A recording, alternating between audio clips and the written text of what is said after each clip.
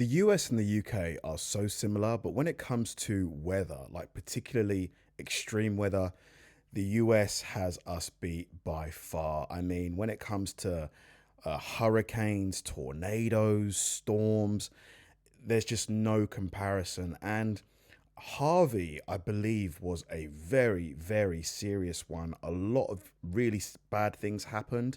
But I don't really know much about what happened. And as someone who's, thinking about moving to America, like quite seriously considering moving to America, and Texas is one of the states that I'm actually like most likely to move to if I do move. I think it's probably good to see things like this to get it in my head as to like what kind of things could happen, if I do make the move. August 28th, 2017, 9:47 a.m. Inside a subdivision called Kellywood, families 3 miles downstream from the Barker Reservoir were eating breakfast in homes they'd been promised would never flood. The skies had cleared. The rain had stopped.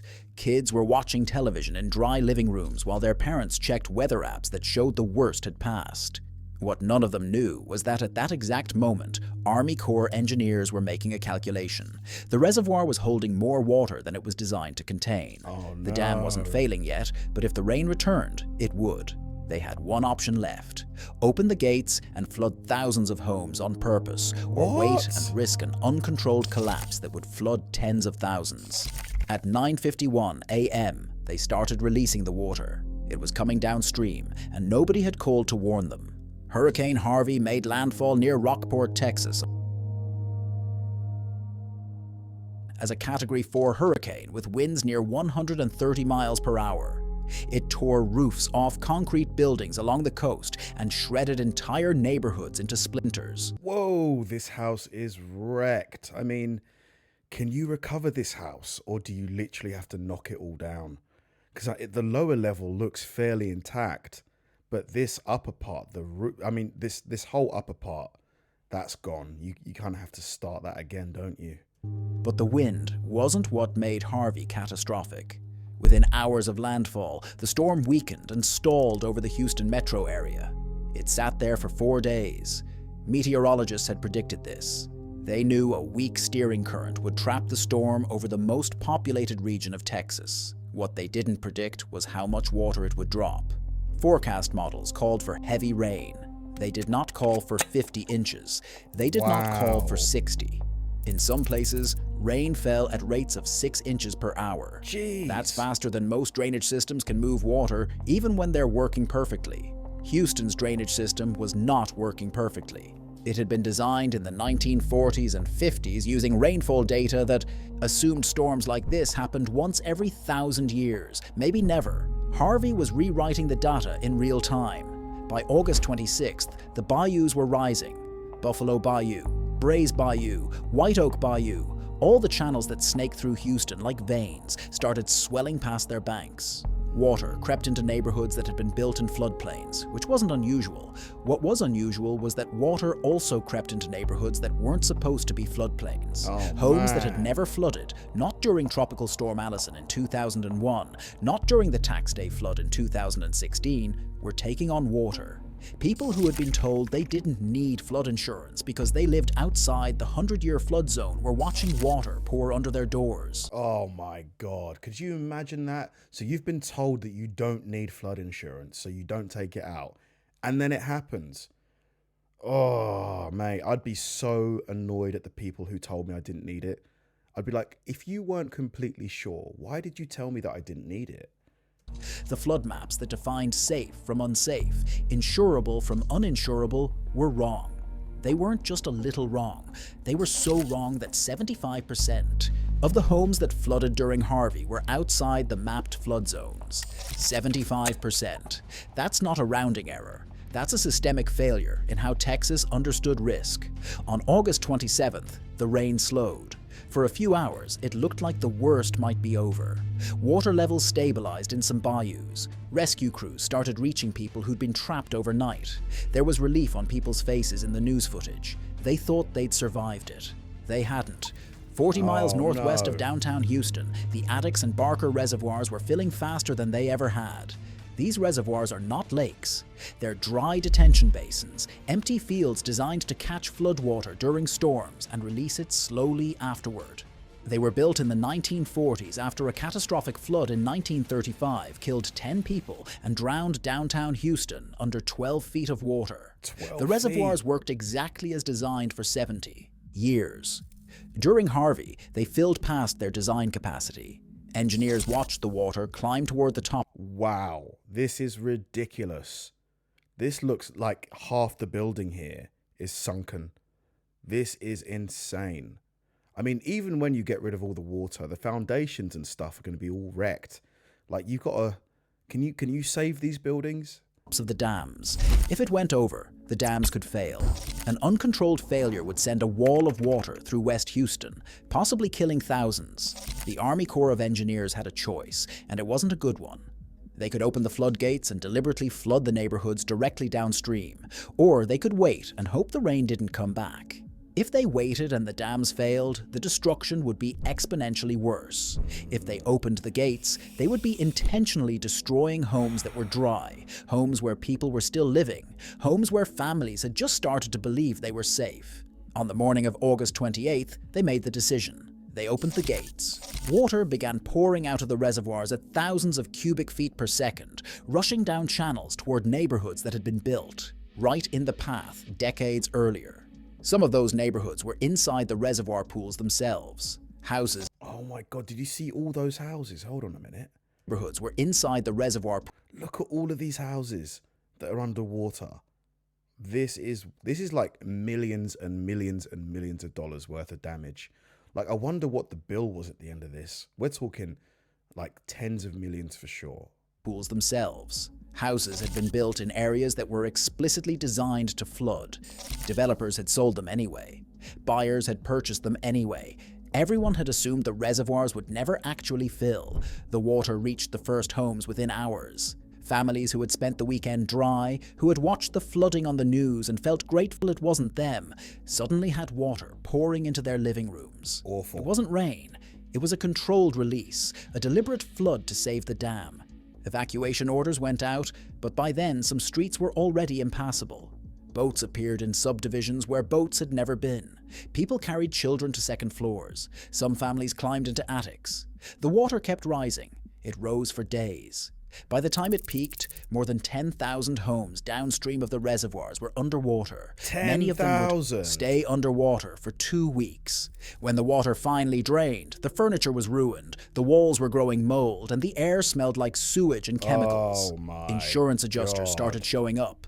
That's when people found out most of them had no coverage. Flood insurance was optional if you lived outside the flood zone, and the maps had said they were outside the flood zone. Whoever told them that they didn't need the insurance, I mean, they probably have a ton of lawsuits, like, right now, you know, because you gave them advice that just wasn't true. Stories like this are why I built Stormforge. If you want more real disaster breakdowns like this, consider subscribing. Now back to what happened next. Across the Houston metro area, more than 300,000 structures flooded during Harvey. The majority were homes. People lost everything. Photo albums, furniture, cars, documents, the physical anchors of their lives. But they also lost something less tangible. They lost the belief that the maps meant something. For decades, FEMA's flood maps had divided Houston into zones. If you were in the special flood hazard area, the 100-year floodplain, you needed flood insurance and your home had to be elevated. If you were outside it, you were considered safe. That framework collapsed during Harvey. The flood didn't respect the lines on the map. It went where the water went, and the water went everywhere. The land was low, and the rain was heavy. The problem wasn't just that the maps were outdated. The problem was that they'd been built on assumptions that were no longer true. They assumed rainfall patterns from the mid-20th century. They assumed drainage infrastructure that was adequately maintained. They assumed a level of development and impervious surface cover that no longer existed. Houston had paid. So the information was just outdated. Like, oh, so can you still point the finger at someone, or is this just like a freak accident? Like, what do you guys think about this? I do feel like the person who said that, you know, whoever told them that you didn't need the insurance, I mean, that was just terrible advice. Paved over wetlands, filled in prairies, and covered hundreds of square miles in concrete and asphalt. All that pavement meant water couldn't soak into the ground. It had to go somewhere else. It went into homes. In the months after Harvey, engineers and hydrologists started analysing what had gone wrong. They found that Harvey's rainfall exceeded even the most extreme projections in NOAA's updated Atlas 14 precipitation data, which had only recently been published for Texas. Atlas 14 showed that extreme rainfall events were significantly more intense than engineers had previously assumed. Wow, A 24-hour storm that used to be expected once every 100 years was now expected to drop 30 to 50% more rain. Many counties, including Harris County, hadn't yet updated their infrastructure design standards to match the new data. They were still building drainage systems for storms that didn't exist anymore. Harvey proved the new data wasn't pessimistic. If anything, it was still conservative. Some areas received rainfall totals that exceeded the Atlas 14 500-year event. That's supposed to be a 0.02% chance in any given year. It happened. Here's where I want to hear from you. Knowing what you know now, should people have been allowed to build homes inside the reservoir pools? Let me know in the comments. Yes, they should have been allowed to build homes, but they should have been made completely aware as to the risks of it. Like, look, you can build these homes here, but there's a relatively good chance that a storm could come and really wreck your home, you know, take out the insurance, and then people can make their own informed decision. Death toll from Harvey in Texas was 68 people directly, with dozens more indirect deaths from the aftermath. That number is lower than it could have been, partly because Houston did not order a mass evacuation. Mayor Sylvester Turner made that call based on what happened during Hurricane Rita in 2005, when a panicked evacuation killed more than 100 people in traffic jams and heat exhaustion before the storm even arrived. Turner decided the risk of flooding was lower than the risk of putting millions of people on the highways in August heat with nowhere to go. He was probably right, but the decision meant people were still in their homes when the water came. The Coast Guard, the National Guard, and volunteers from Louisiana, called the Cajun Navy, conducted more than 17,000 water rescues. Wow. Helicopters. Shout out to the Cajun Navy. Unreal. 17,000 rescues. That's amazing. Pulled people off rooftops. Boats navigated through living rooms. People were plucked from trees, from cars, from attics where they'd gone to escape rising water. Some didn't make it. 3 children died when their family's van was swept off the road in Beaumont. A woman died when she drove into floodwater she couldn't see in the dark. An elderly man drowned in his apartment. These were not people who made reckless choices. They were people who lived in places they'd been told were safe, who followed the rules, who trusted the maps. After the water receded, the politics started. FEMA distributed billions in disaster aid. The Texas General Land Office began administering federal buyout money, offering to purchase flooded homes and convert them to green space so they could never be developed again. It was the largest buyout program in Texas history. More than 13,000 homes were eventually bought out, entire streets erased from the map. And were they bought at fair value? Like, were they bought at the current market prices? That's really, that's amazing, to be fair, because at least that gives those families the ability to just go and buy a ready-made home to live in. They've not got to, you know, rebuild the house. That'll take weeks, months. The idea was simple. Stop rebuilding in places that are going to flood again. But the program faced immediate criticism. It was slow. It was uneven. Some neighborhoods were offered buyouts while others weren't. Wealthier areas sometimes received flood control infrastructure improvements while poorer areas were bought out and bulldozed. Environmental justice advocates pointed out that the burden of retreating from flood risk was falling disproportionately on communities of color and low-income residents. The buyouts were voluntary, but when your home is destroyed and you can't afford to rebuild and you can't sell it to anyone else, voluntary starts to feel like a technicality. But I mean, were they offered, this goes back to like the question, if they were given fair value, yeah, you don't want to, you know, leave your home, but you've been given the current market price, which is a fair offer. The house isn't livable currently. So isn't it kind of like, that's like best case scenario, isn't it? Or am I missing something? Harris County voters approved a $2.5 billion bond in 2018 to fund flood control projects. Widening bayous, building detention basins, upgrading drainage infrastructure.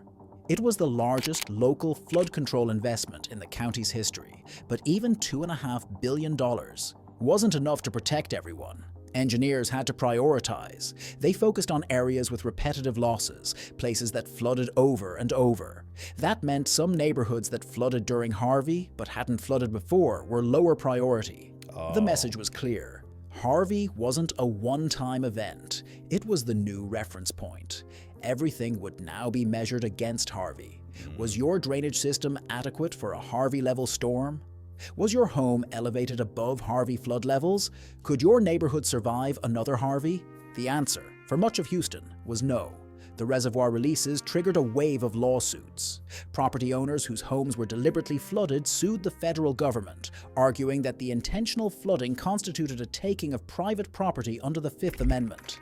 The legal battle went on for years. In 2019, a federal judge ruled in favor of the property owners, finding that the government was liable for damages. The ruling established that when the government knowingly floods private property to protect public infrastructure, it owes compensation. Yeah. But the ruling didn't change the fact that because they made that choice, didn't they, at the beginning, to either flood it now and lose some homes, or let it build and potentially lose more. They made that choice to do it.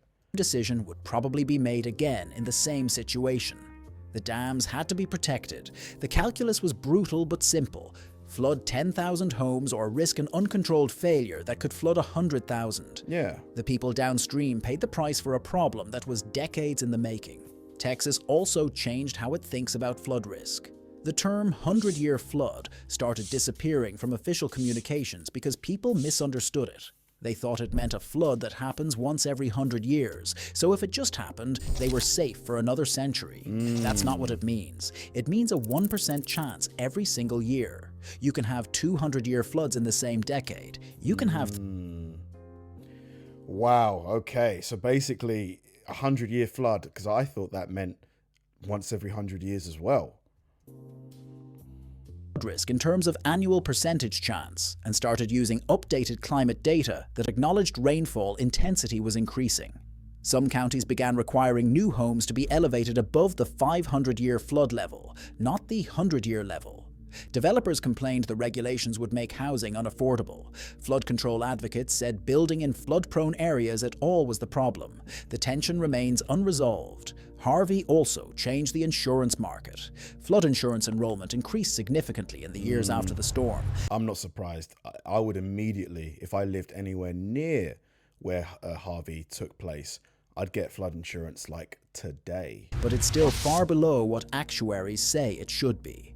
Many people couldn't afford the premiums. Others assumed it wouldn't happen again in their lifetime. Private insurers started entering the flood market, offering alternatives to the National Flood Insurance Program. But they also started pulling out of other lines of coverage in Texas. For watching this one, it's not an easy story, but man, what a story. Oh, jeez. These are the disasters. Wow, what a story. What a story. I mean, as much as I would like to point my finger at somebody, you know, the government were in an impossible position here at the start. They either would let the, 10,000 homes be damaged and destroyed, or potentially lose 100,000.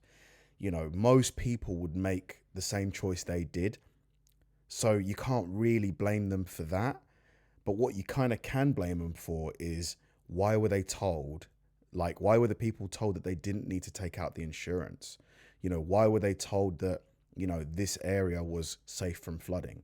Why were they given that information if it wasn't 100% like guaranteed?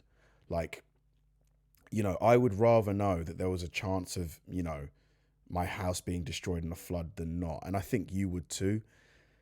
Just a sad story. I mean, 86 people losing their lives is insane. Thanks for watching, guys. If you enjoyed the video, I'm going to link a similar one below, and I'll see you in the next one.